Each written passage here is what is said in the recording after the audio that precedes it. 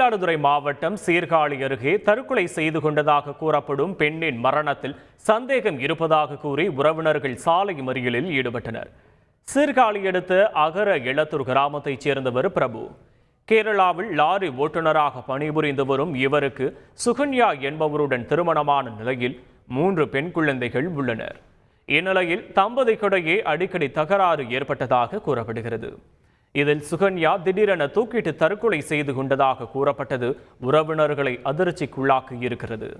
இந்நிலையில் கணவர் குடும்பத்தாருடன் கருத்து வேறுபாடு ஏற்பட்டதாலேயே தம்பதி இருவரும் மோதி வந்ததாகவும் இதனால் பெண்ணின் மரணத்தில் சந்தேகம் இருப்பதாகவும் கூறி சுகன்யாவின் உறவினர்கள் போலீசில் புகார் அளித்தனர்.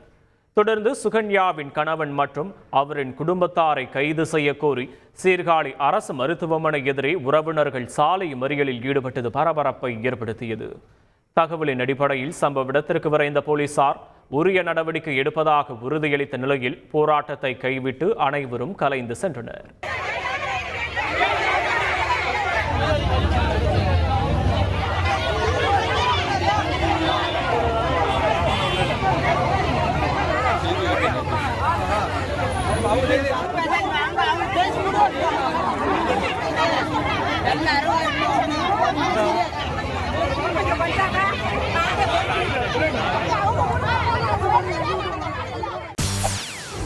செய்திகளை உடனுக்குடன் தெரிந்து கொள்ள உடனே சப்ஸ்கிரைப் பண்ணுங்க.